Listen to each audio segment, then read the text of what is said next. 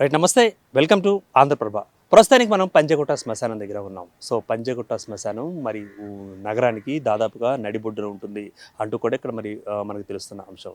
So ఇక్కడికి ఎవరైతే చనిపోయారో ఆ డెడ్ బాడీస్ని తీసుకొచ్చి ఖననం చేయడం సో కొన్ని ఏళ్ళుగా కొనసాగుతున్న క్రమం. అయితే ఇదే శ్మశానంలో మరి గతంలో కూడా కొన్ని క్షుద్ర పూజలు చేశారు, కొన్ని శవాలు మాయమయ్యాయి అన్న వార్తలు కూడా గతంలో కూడా మనం విన్నాము. ప్లస్ దానికి సంబంధించిన వార్తలు కూడా ప్రసారం చేయడం జరిగింది.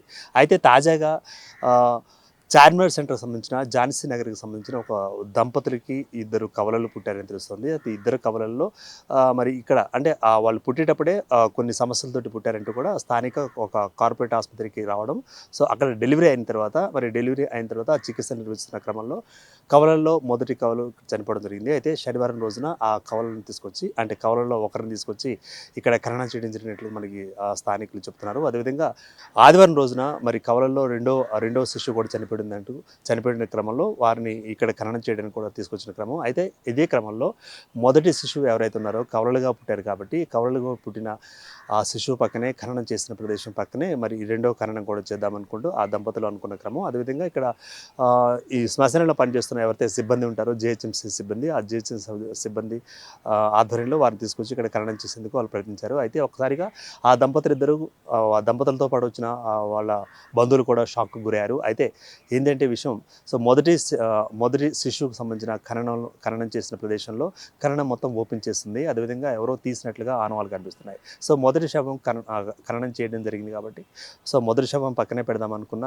ఆ క్రమంలో సో రెండవ శవాన్ని కూడా తీసుకొచ్చిన క్రమం మనం చూస్తున్నాం. అయితే రెండవ శవాన్ని ఖననం చేసిన క్రమంలో మరి మొదటి శవం కూడా మాయవడంతో ఒకసారిగా అదృశ్యం అవడంతో అదేవిధంగా ఖననం కూడా ఓపెన్ చేసినట్లుగా ఉండటంతో వాళ్ళు షాక్కి గురయ్యారు. మొత్తం మీద ఎందుకు మొదటి శవం ఇక్కడ ఖననం చేసిన తర్వాత ఓపెన్ అయింది, ఎందుకని అక్కడ మాయమైంది, ఎందుకని అదృశ్యమైంది అంటూ కూడా వారు స్థానికులను ఇక్కడ పనిచేస్తున్న జిహెచ్ఎంసీ సిబ్బందిని కూడా అడగడం జరిగింది. అయితే మాకు తెలియదు అంటూ కూడా వారు సమాధానం చెప్పారు. అయితే మరి రెండవ శిశువును కూడా ఇక్కడ ఖననం చేసిన తర్వాత ఈ విషయాన్ని స్థానిక పంజగుట్ట పోలీస్ స్టేషన్లో కూడా వాళ్ళు చెప్పినట్టు తెలుస్తుంది. అక్కడ ఫిర్యాదు కూడా ఇచ్చారు. సో మొత్తం మీద క్షుద్ర పూజలు ఏమైనా జరిగాయా అన్న క్రమంలో ఇక్కడ కూడా వాళ్ళు ఆందోళన వ్యక్తం చేశారు. అయితే గతంలో కూడా మరి ఇదే పంజగుట్ట శ్మశానంలో క్షుద్ర పూజలు జరిగాయి అన్న దాఖలాలు కూడా గతంలో వినిపిస్తున్నాయి. సో ఒకసారి మనం ఆ ఖననం దగ్గరికి వెళ్ళే ప్రయత్నం చేద్దాం. మొత్తానికి ఈ ఖననం చేసిన మొదటి ప్రదేశాన్ని చూసినట్లయితే మనం అది మొత్తం అంతా ఏదైతే పూడ్చిపెట్టబడి ఉంటుందో పూడ్చిపెట్టిన తర్వాత మరి కంప్లీట్గా ఒక మనిషి లేదా ఇద్దరు మనుషులు దాన్ని ఓపెన్ చేసినట్లుగా మనకు కనిపిస్తుంది. సో ఒకసారి విజువల్లో మనం చూసినట్లయితే సో ఈ ఖననం జరిగిన ప్రదేశం ఇదే. సో ఈ ప్రదేశంలో 6 నెలల శిశువు కాబట్టి అతి చిన్న వయసు ఉంటుంది కాబట్టి అతి చిన్న శిశువు కాబట్టి సో మనం గొయ్యి కూడా చూడొచ్చు. ఈ గోతిని ఇక్కడ తీయడం జరిగింది. అయితే ఈ గోతి దగ్గరే శవాన్ని పూడ్చిపెట్టారంటూ కూడా దంపతులు అంటే ఆ శిశువుల యొక్క దంపతులు మనకు చెప్తున్న క్రమం. సో చేసిన తర్వాత ఈ ఖననాన్ని మనం ఒకసారి చూసినట్లయితే ఇది పూడ్చిపెట్టిబడిన దాన్ని సో కంప్లీట్గా బయటికి తీసి పూడ్చిపెట్టడం అంటే బయటికి పెట్టి ఆ యొక్క మట్టిని కూడా తోడిన క్రమం. అంటే వాంటెడ్లీ ఇది తీయడం జరిగింది అంటూ కూడా అంటే ఒకవేళ శవాలు ఒకవేళ ఇక్కడ కుక్కలు కానీ లేకపోతే ఇతర జంతువులు కానీ వచ్చి తీసే అవకాశం ఉంటుంది, తినే అవకాశం ఉంటుంది కాబట్టి సో ఈ ఒకసారి ఖననం చేసిన దీన్ని కానీ మనం చూసినట్లయితే ఆ మట్టిని తవ్వి తీసినట్లుగా మనకు క్లియర్ కట్ కనిపిస్తుంది. సో వాంటెడ్లీ దీన్ని తవ్వి బయటికి పెట్టారు అంటూ కూడా సో మనకు క్లియర్ కట్ కనిపిస్తుంది. అంటే దీని ఇక్కడ 2 శిలాఫలకాలు కూడా ఉన్నాయి, అంటే 2 నాపరాలు కూడా ఉన్నాయి. ఈ నాపరాలు ఏంటంటే పూడ్చిపెట్టిన తర్వాత మరి హిందూ సంప్రదాయాల ప్రకారం దాటి మీద ఏదో బరువు పెడతారు. సో జంతువులేవి వాటిని తినకుండా ఉండేందుకు 2 ఫలకాలను కూడా పెట్టడం జరుగుతుంది. సో ఆ ఫలకాలు కూడా పక్కన పెట్టారు. అది చిందరవందరగా లేదు, ఒక కన్స్ట్రక్టెడ్ వేలో ఒక పద్ధతిగా తీసి పక్కన పెట్టడం జరిగింది. అదేవిధంగా లోపల ఉండే మట్టి ఏదైతుందో మట్టిని కూడా తీసి పక్కన పోసినట్లుగా క్లియర్గా మనకు కనిపిస్తుంది. ఈ మట్టిలో మనం క్లియర్గా చూసినట్లయితే ఒకసారి జూమ్ వేసుకున్నట్లయితే ఇందులో సాల్ట్ కనిపిస్తుంది. అంటే శవాన్ని ఖననం చేసేటప్పుడు మరి శవం కొద్ది రోజుల పాటు చెడిపోకుండా మళ్ళీ దుర్వాసనకు గురి కాకుండా ఈ యొక్క ఉప్పు కూడా పోయడం జరుగుతుంది. సో ఈ లోపల నుంచి కూడా తోడిందే క్లియర్గా అంటూ కూడా అంటే ఒకవేళ మట్టి ఇక్కడికి ఎలా వచ్చిందంటే లోపల మట్టి అని క్లియర్గా చెప్పుకోవచ్చు. సో ఇందులో ఈ శవాన్ని బయటికి తీశారు కాబట్టి ఎక్కడికి వెళ్ళింది, మొదటి శవాన్ని బయటికి తీసిన తర్వాత ఎవరు ఆ పనికి పూనుకున్నారు, ఒకవేళ గతంలో మనకి ఈ పంజగుట్టకు సంబంధించిన చరిత్ర కూడా మనం చూసినట్లయితే అండ్ ఈ శ్మశానానికి సంబంధించిన చరిత్ర మనం చూసినట్లయితే గతంలో కూడా క్షుద్ర పూజలు జరిగాయి. క్షుద్ర పూజలకి శవాలను కూడా ఉపయోగించారు అంటూ కూడా. ఒక 5-6 నెలల క్రితం కూడా ఇక్కడ క్షుద్ర పూజలు నిర్వహించినట్లుగా ఇక్కడ కొన్ని నిమ్మకాయలు, అదేవిధంగా కొన్ని నల్ల దారాలు ఇవి కూడా కనిపించాయంటూ అప్పట్లో వార్తా దినపత్రికల్లో కూడా మనం చూసిన క్రమం ఉంది. అయితే ఈ క్రమంలోనే శిష్యులు, ఇద్దరు శిష్యులు, కవలలుగా ఉన్న శిష్యులు, సో ఇందులో మొదటి శవాన్ని పాతిపెట్టిన తర్వాత మొదటి శవాన్ని బయటకు తీయడం జరిగిందంటూ కూడా మనకి వస్తున్నది. సో క్లియర్గా మనం ఈ కాటన్ కూడా చూడొచ్చు. సో దగ్గరలోని కార్పొరేట్ ఆసుపత్రులు ఏవైతే ఉంటాయో ఆ కార్పొరేట్ ఆసుపత్రుల్లో శవాన్ని మళ్ళీ తిరిగి మనకు అప్పగించేటప్పుడు ఆ శవాన్ని అందులో చుట్టి ఇవ్వడం జరుగుతుంది కూడా. ఆ కాటన్ కూడా మనం క్లియర్ కట్గా చూడొచ్చు. ఇటు సైడ్ చూసినట్లయితే ఆ పక్కన బ్యాగ్ కూడా ఉంది. సో ఈ బ్యాగ్ ఒక ప్రముఖ కార్పొరేట్ ఆసుపత్రికి సంబంధించిన బ్యాగ్ అనమాట. ఆ బ్యాగ్ క్యారీ బ్యాగ్ కూడా పట్టుకొచ్చారు. మొత్తం మీద క్యారీ బ్యాగ్ పక్కనే ఉంది, అదేవిధంగా ఈ కాటన్ కూడా పక్కనే ఉంది. సమాధికి అడ్డుగా పెట్టిన రాళ్ళను కూడా పక్కన తీసి పెట్టడం జరిగింది. కాబట్టి మొత్తానికి ఇక్కడ అనుమానాలు వ్యక్తం చేస్తున్నారు. అంటే దంపతులు అనుమానాలు వ్యక్తం చేస్తున్నారు. మొత్తం మీద ఈ విషయాన్ని పంజగుట్ట పోలీస్ స్టేషన్లో ఒక ఫిర్యాదు కూడా ఇవ్వడం జరిగింది. అయితే మాకు అనుమానాలు ఉన్నాయి అంటూ కూడా. మరి క్షుద్ర పూజల్లో ఉపయోగించే మరి ఈ యొక్క చిన్నారుల శివాలను ఏమన్నా క్షుద్ర పూజలు ఉపయోగించారా? ఇక్కడ ఏమైనా క్షుద్ర పూజలు ఉపయోగించడానికి వారి యొక్క అవయవాలను కానీ, వారి యొక్క దేహాన్ని కానీ, లేకపోతే ఇతర మూఢనమ్మకాల్లో ఉపయోగించే క్రమంలో ఇక్కడి నుంచి బయటికి తీశారా అంటూ కూడా అనుమానాలు వ్యక్తం అవుతున్నాయి. సో ఇదే క్రమంలో దంపతులు ఆ రోజు ఇక్కడికి రావడం జరిగింది. శనివారం ఖననం అయిన తర్వాత మళ్ళీ ఆదివారం రెండో శవాన్ని తీసుకొచ్చిన తర్వాత ఇక్కడ క్రమంలో మరి రెండో శవాన్ని పెట్టడానికి మళ్ళీ వాళ్ళు ప్రయత్నించారు. అయితే మొదటి శవానికి సంబంధించిన ఈ ఖననం ఇది చేసిన ఏది సమాధి ఉందో సమాధి తీసి పక్కన పెట్టడం జరిగింది. మరి శవం ఎక్కడిపోయింది? శవం అదృశ్యమైంది. అంటే పట్టణం నడిబొడ్డులో నిర్వహిస్తున్న ఈ శ్మశానం కొన్ని దశాబ్దాల నుంచి కూడా ఇక్కడ నిర్వహిస్తున్నట్టు తెలుస్తుంది. మరి ఎప్పటి నుంచి ఈ విధంగా శవాలు మాయమవుతున్నాయి? అది ముఖ్యంగా కవలలకు సంబంధించింది కూడా. కానీ కొన్ని మూఢనమ్మకాలు ఉన్నాయి.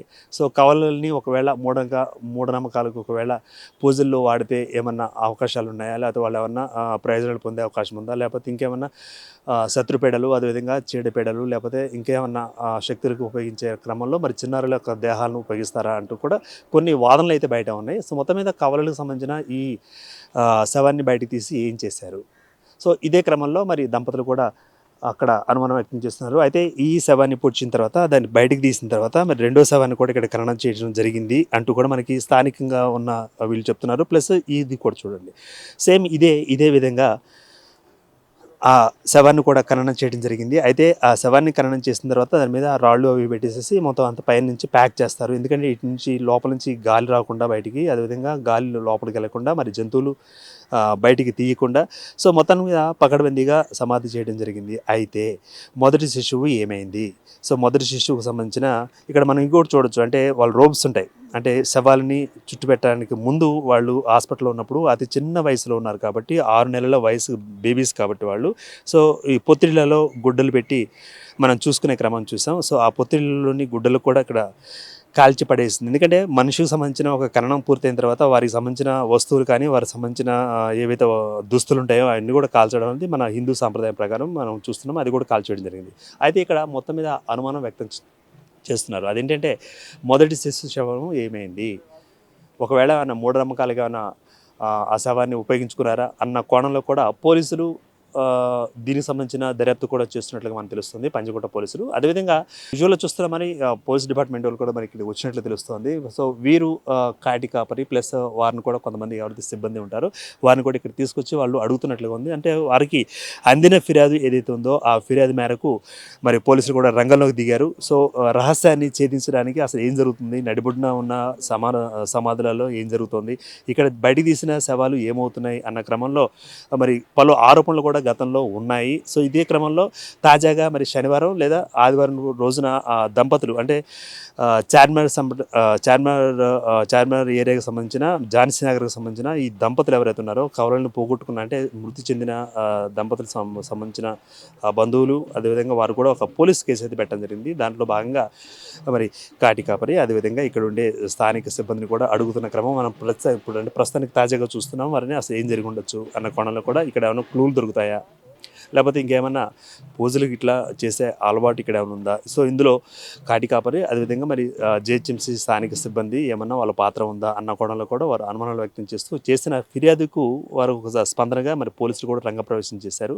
మరి ఇటువంటి ఘటనలు జరిగాయన్న కోణంలో కూడా వాళ్ళు ప్రశ్నిస్తున్నారు. సో మనం క్లియర్‌గా చూస్తున్నాం ఆయన అంటే కాటి కాపరికి సంబంధించిన వాళ్ళ స్టాఫ్‌ని మళ్ళీ పోలీస్ సిబ్బంది కూడా పలు ప్రశ్నలు వేస్తున్నారు. అదేవిధంగా మాకు అందిన ఫిర్యాదు మేరకు మరి ఇక్కడ ఏం జరిగి ఉండే అవకాశం ఉంది అంటూ కూడా వారు అడుగుతున్నారు. మొత్తం మీద ఆ విజువల్ కూడా మనం చూస్తున్నాం ప్రత్యక్షంగా. ఇప్పుడు ఇదే టైంలో అంటే ఆంధ్రప్రభ ఇక్కడికి చేసిన ఒక ప్రయత్నాల్లో భాగంగా మరి వారు కూడా రంగంలోకి సిద్ధమవ్వడం, రంగంలోకి పోలీసులు దిగడం కూడా చూస్తున్నాం. మరి పోలీసులు అనేవాళ్ళు మరి విషయాన్ని ఈ రహస్యాన్ని ఛేదిస్తారా? పూర్తిగా మరి ఏం జరుగుతుంది ఇక్కడ? అంటే పంజగుట్ట శ్మశానం బేస్ చేసుకొని అసలు ఏమన్నా అనుమానాస్పద కార్యకలాపాలు ఏమైనా జరుగుతున్నాయా? మరి సవాలు ఎందుకని మిస్ అవుతున్నాయి? అదేవిధంగా వాటిని ఏమన్నా మూఢనమ్మకాలకి ఏమన్నా ఉపయోగించుకుంటున్నారా? అదే క్రమంలో పూర్తి స్థాయి చేస్తున్న ఎంక్వైరీలో ఒకవేళ నిజాలు గాని మనకు తెలిస్తే, ఈ నిజాలు గాని తెలిస్తే మరి ఒకవేళ పాత ఘటనలు ఏవైతే ఉన్నాయో పాత ఘటనలు కూడా ఒకసారి పునరావృతం కాకుండా ఉండేలా చేస్తారా? లేకపోతే ఇందులో నిందితులుగా ఎవరైతే ఉన్నారా? సో ఎవరైనా ఒకవేళ వీళ్ళని ఆశ్రయించి వీళ్ళు ఏమైనా పురుగొల్పారా? సో అటు తర్వాత శవాల్ని ఎక్కడికి తీసుకెళ్తున్నారు? శవాన్ని ఏం చేస్తున్నారు? మరి అంటే చనిపోయిన తర్వాత మరి శిశువులకు సంబంధించిన తాజా ఘటనలు కూడా మరి శవాలు మిస్ అవుతున్నాయి. అంటే ఏకంగా ఒక శ్మశానం నుంచి శవాలు మిస్ అవుతున్నాయంటే కూడా మనం పలు చిత్రాల్లో చూసాం. పలు చిత్రాల్లో కూడా ఉపయోగించుకోవడం జరిగింది ఈ యొక్క విజువల్స్ సంబంధించి. అంటే శ్మశానం దగ్గర నుంచి శవాలను తీయడం, మరి వాటికి సంబంధించిన అవయవాలను కానీ, లేకపోతే మూఢనమ్మకాలకు సంబంధించిన పూజలు కానీ, తాంత్రిక పూజలు కానీ చేసే క్రమం ఉందంటూ కూడా మనకి తెలుస్తున్న అంశం. దీనికి సంబంధించి రేపు అంటే బుధవారం రోజున అమావాస్య ఉంది కాబట్టి, ఈ అమావాస్య రోజు అమావాస్యకి ముందు మరి ఆ శవాలను తీయడం కూడా ఇక్కడ జరిగింది అని మనం క్లియర్ కట్గా చెప్పుకోవచ్చు. మరి చుక్కల అమావాస్య అని అంటే ఆషాఢ మాసం వెళ్ళిపోయిన తర్వాత మొదటిసారిగా వచ్చే అమావాస్య ఇదే.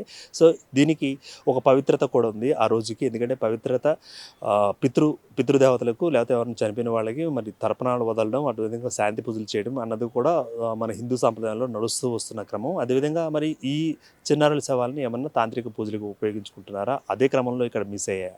అంటే మృతదేహాలు మిస్ అవ్వడం అన్నది కూడా ఒక ఇక్కడ ఆందోళనకరమైన విషయం. మరి ముఖ్యంగా అడల్ట్స్ ఎవరైతే ఉంటారో, పెద్దవారు ఉంటారో వారి యొక్క శవాల్ని తీశారు అంటే ఏమన్నా మాఫియా ఉండొచ్చు, లేకపోతే ఆర్గాన్స్ అక్కడి నుంచి వాళ్ళు తప్పించే అవకాశం ఉంటుంది, ఆర్గాన్స్ అమ్ముకునే అవకాశం ఉంటుంది అంటూ కూడా ఒక కోణం అయితే ఉంది. సో రెండో కోణం మనకి ఎప్పటి నుంచో వస్తుంది, మూఢనమ్మకాల కోణం. సో మూఢనమ్మకాలకి చిన్నపిల్లల్ని చనిపోయిన తర్వాత వారి యొక్క శవాల్ని తీసుకొని కొన్ని ప్రత్యేక పూజలు చేస్తారంటూ కూడా మనకి ఒక వాదన అయితే ఉంది. కొన్ని సంఘటనలు కూడా చూసాము. సో ఇక్కడ మరి మిస్ అయిన చిన్నారుల యొక్క అంటే చిన్నారి యొక్క ఆ శిశు యొక్క శవం ఏమైంది?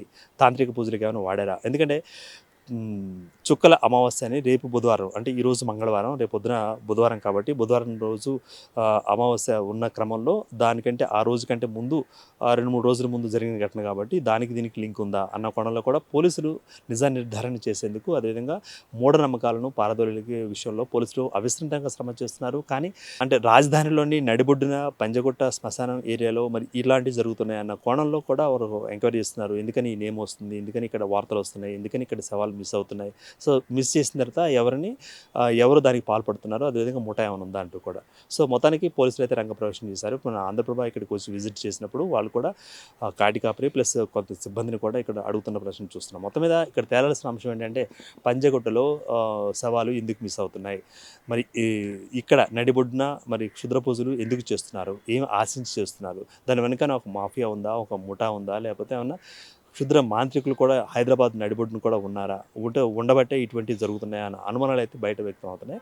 మొత్తం మీద దీని మీద పంజగుట్టకి సంబంధించిన పోలీసులు ఫిర్యాదు అందుకున్న క్రమంలో దానికి ఒక ఎంక్వైరీ చేయడానికి కూడా రంగంలో సిద్ధమయ్యారు. కెమెరామెన్ మనోజ్తో దుర్గా, పంజగుట్ట శ్మశానం నుంచి.